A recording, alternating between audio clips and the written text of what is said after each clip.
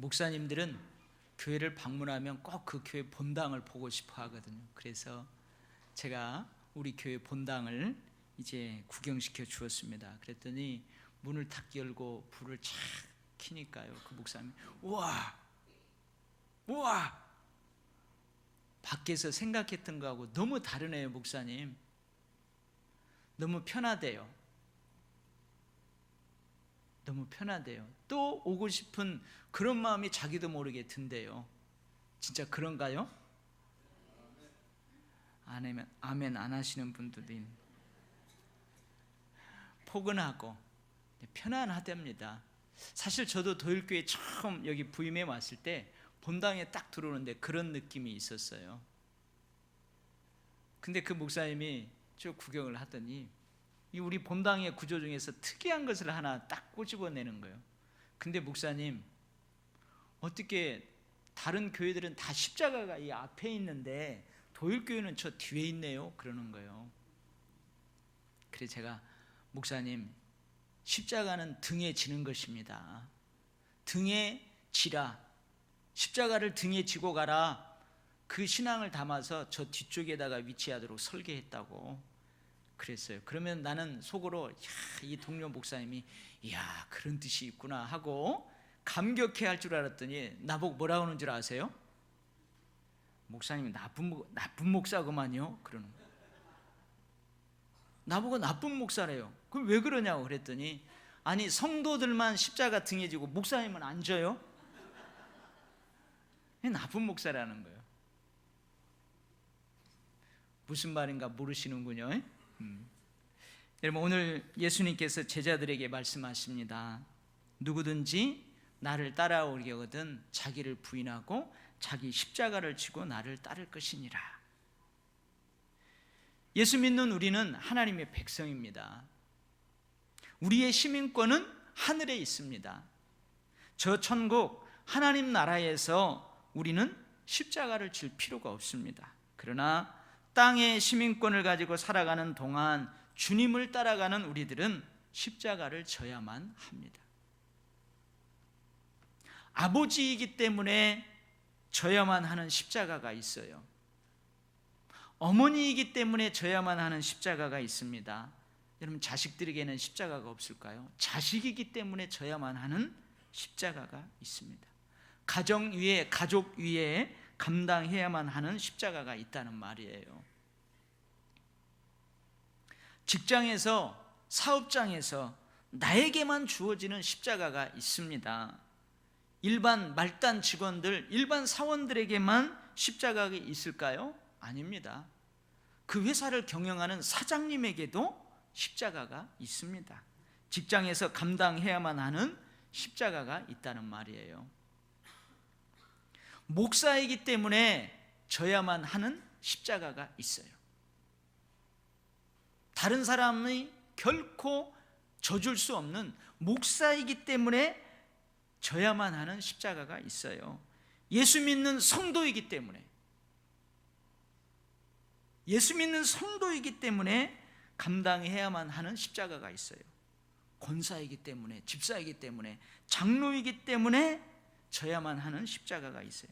내가 예수 믿고 내가 예수님을 따르는 천국 시민권자로서 반드시 져야만 하는 십자가가 있습니다. 다른 사람이 대신 질 수 없는, 반드시 내가 지고 가야만 하는 내 몫에 타인 십자가가 여러분 각자에게 다 있어요. 주기철 목사님은 일제강점기 때 신사참배를 거부합니다. 그리고 그 일로 인해서 여러 번 감옥에 수감되고 숱한 고문을 받게 됩니다. 1944년 4월 21일 금요일 밤 9시에 평양 형무소에서 49세의 나이로 순교합니다. 근데 이 목사님이 5가지 나의 기도, 정확하게는 5종의 나의 기원이라는 제목으로 설교를 하셨습니다. 근데 이 설교가 주기철 목사님의 마지막 설교가 되어버렸어요. 근데 그 마지막 설교에 이런 내용이 있습니다. 주님을 위하여 오는 고난을 내가 이제 피하였다가 이 다음 내 무슨 낯으로 주님을 대하겠습니까?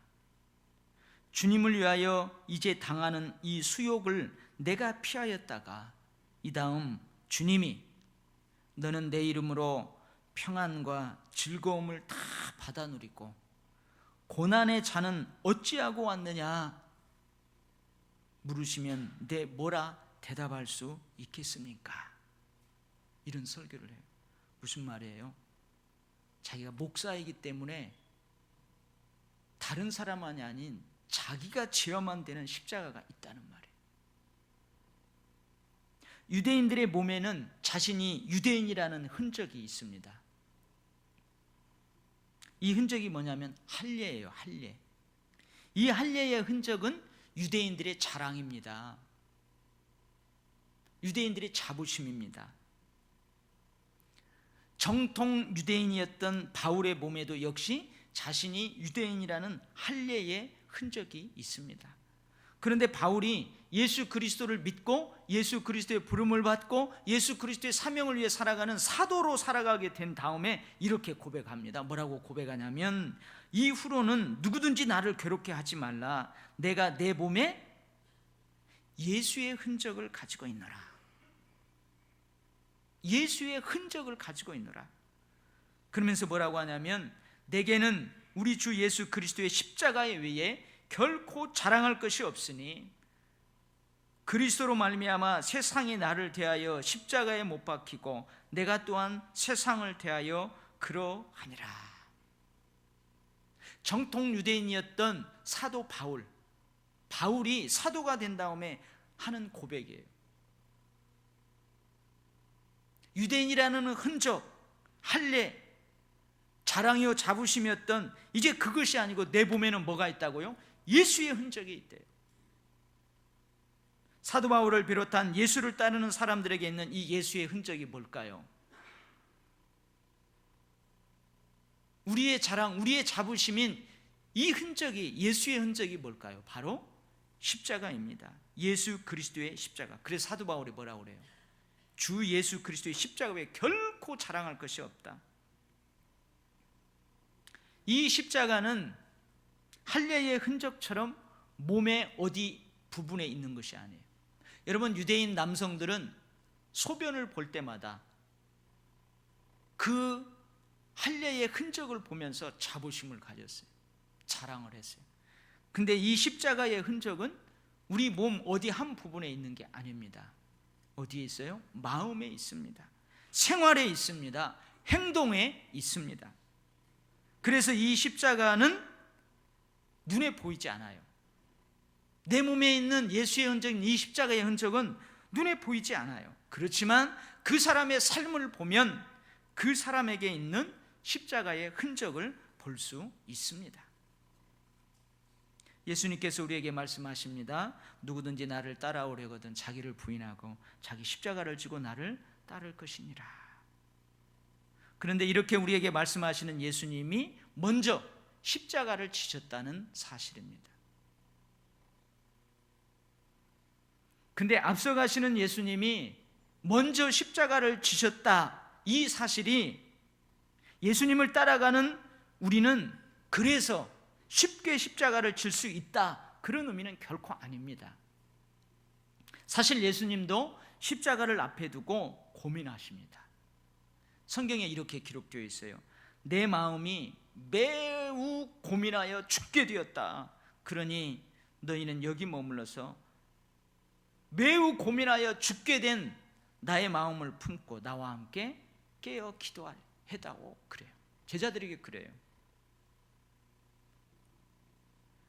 땀방울이 핏방울이 되기까지 이렇게 기도하십니다. 내 아버지여, 만일 할만하시거든 이 잔을 내게서 지나가게 하옵소서. 무슨 말이에요? 내가 이 십자가의 잔이 아닌 다른 방법이 있다면 내가 이 십자가를 지지 않고 다른 방법으로 할 수 있으면 그렇게 해주십시오. 그러나 만일 내가 마시지 않고는 이 잔이 내게서 지나갈 수 없거든 나의 원대로 마옵시고 아버지의 원대로 되기를 원합니다. 몇 번을 기도해요? 3번을 기도합니다. 그만큼 여러분, 십자가는 지고 가기가 버거워요. 예수님의 십자가는 우리가 지는 십자가하고 차원이 달라요. 그 누구도 대신 질 수 없습니다. 오직 예수님만이 질 수 있습니다. 그런데 결국 주님은 다른 잔이 없다는 것을 알고 십자가의 현장으로 기꺼이 가십니다. 아니, 이미 알고 있었지만 그래도 하나님 아버지께 다시 한번 다른 잔이 없는지를 구할 만큼 그 십자가의 잔은 감당하기 어려웠다는 거예요. 주님은 가룟 유다의 배반도 알고 있었습니다. 함께 기도하지 못하고 잠들어 있는 저 제자들이 자기 자신을 버리고 다 떠날 것도 알고 있었습니다. 유대인의 관원들, 로마의 병사들에 의해 수치와 모욕, 멸시도 자기가 받을 것을 알고 있었습니다. 40에 하나 가면 그 채찍질의 고통, 십자가의 고통도 알고 있었습니다. 그리고 주님은 누구보다도 죄의 싹신 이 죽음의 의미를 잘 알고 계셨습니다. 그러나 주님은 이것만 알고 있었던 것이 아닙니다. 당신이 십자가를 짐으로 인류의 구원의 길을 연다는 사실도 알고 있었습니다. 죄의 사슬로 꽁꽁 묶어서 자신의 종살이로 모든 사람에게 고통을 주고 있는 이 사탄을 박살내고 승리할 것이라는 것도 알고 있었습니다. 모든 인류가 하나님과 화해하고 평화를 누리게 된다는 사실, 십자가의 고난 뒤에 부활의 영광이 있다는 그 사실도 알았습니다. 그래서 주님은 기꺼이 주님의 십자가를 지고 골고다를 오르시는 것입니다. 사랑하는 성도 여러분, 주님도 그러셨는데 내 몫의 태인 십자가이지만 그 십자가를 진다는 것은 어려워요. 십자가를 진다는 것은 예수님의 고난을 내 삶에 채우는 것입니다. 내 삶에 채우는 거예요. 아버지로서 내가 십자가를 진다 그러면 가정을 위해서, 자녀들을 위해서 때로는 내가 고난을 당하고 어려움을 당하고 그걸 기꺼이 감수하겠다는 거예요. 어머니로서. 여러분, 사도 바울은 영적 거장이에요. 근데 사도 바울이 전도하러 가는 곳마다 가장 먼저 두 가지를 확인했다고 그래요. 이 두 가지가 뭐였을까요?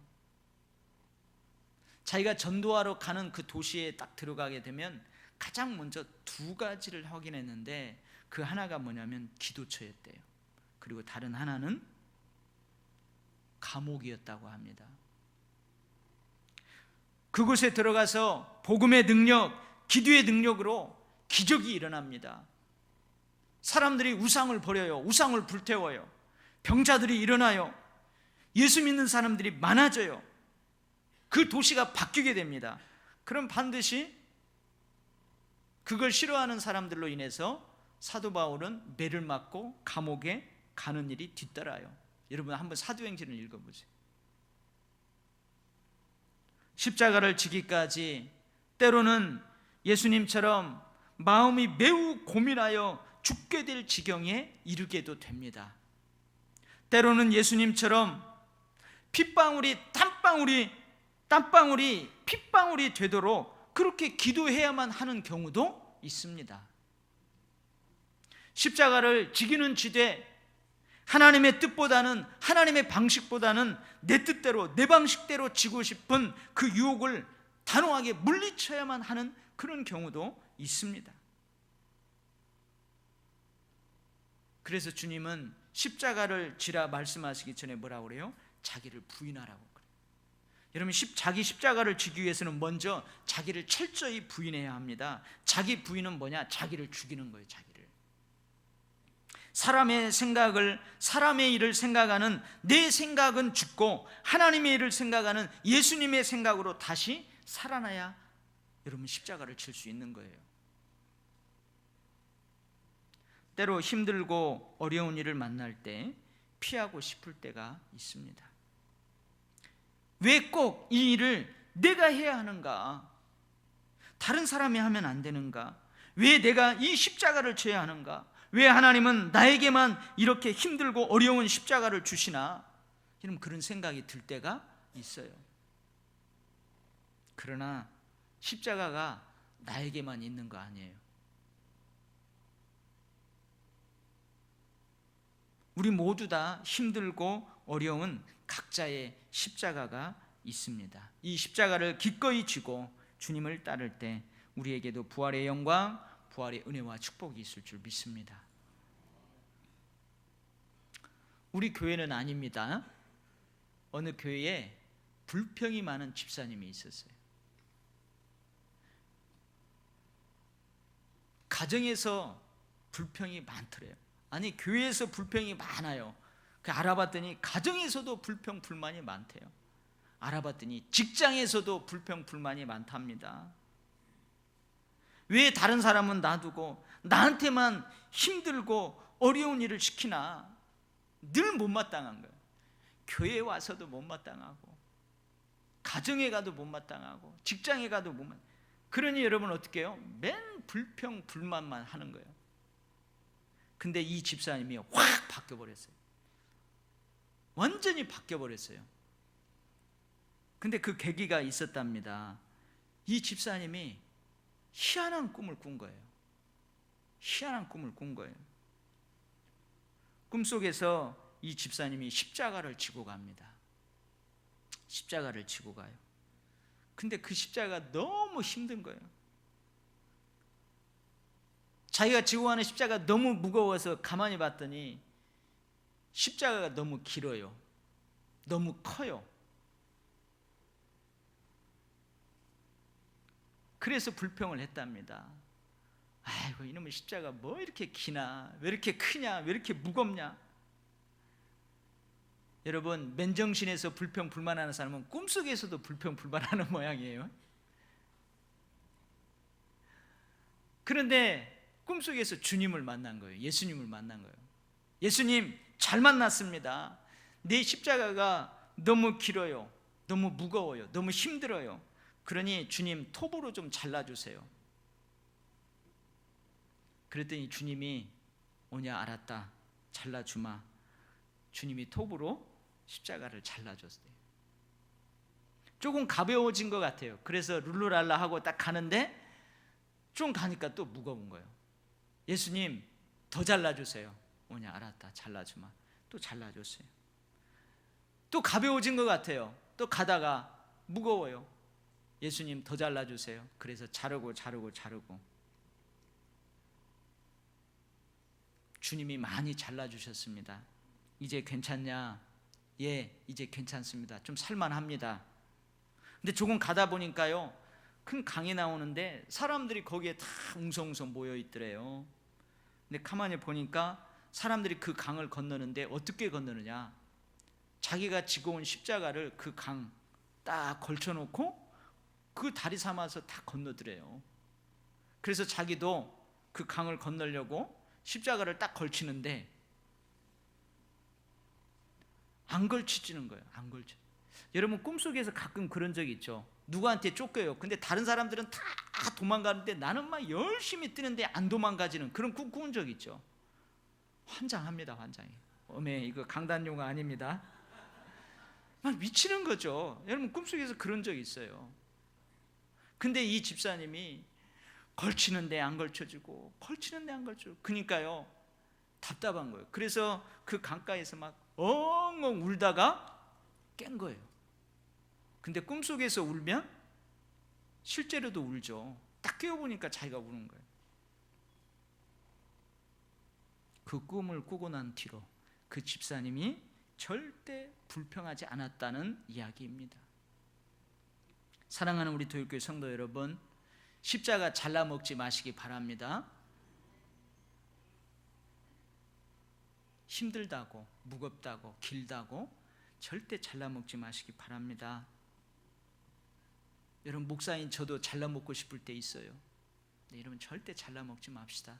십자가는 잘라 먹는 것이 아니라 감당해야 될 것입니다. 내 십자가 못 지고 갈 것 같죠? 여러분, 내 십자가 무거워서 못 지고 갈 것 같죠? 그러나 하나님께서는 다 감당할 수 있는 십자가를 내게 주십니다. 할렐루야. 오늘 본문 말씀 27절 말씀입니다. 인자가 아버지의 영광으로 그 천사들과 함께 오르니 그때에 각 사람이 행한 대로 갚으리라.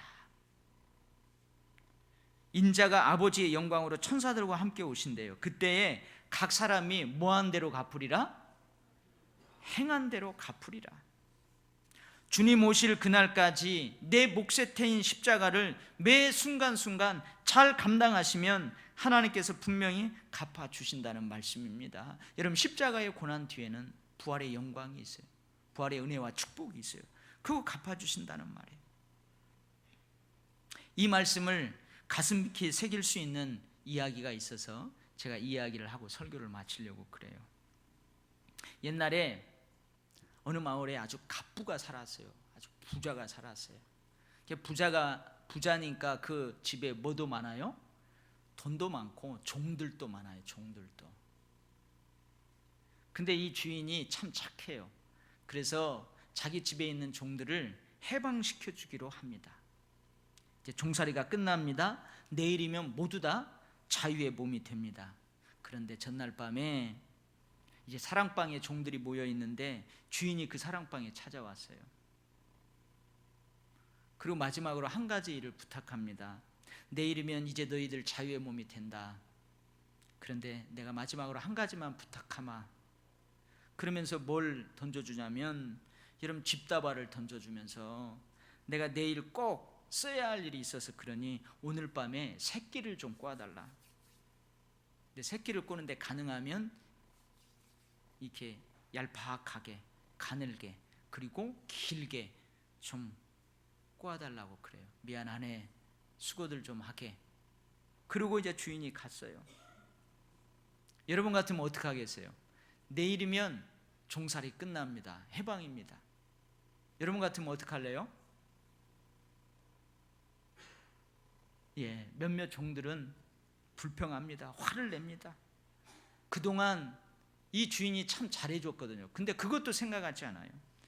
해방시켜주는 그 고마움도 까맣게 잊고 불평해요. 저런 구두쇠 같은 영감탱이, 마지막 순간까지 못 부려먹어서 안달이 났구만 등등 불평 불만을 하기 시작해요. 그래서 어떻게 해요?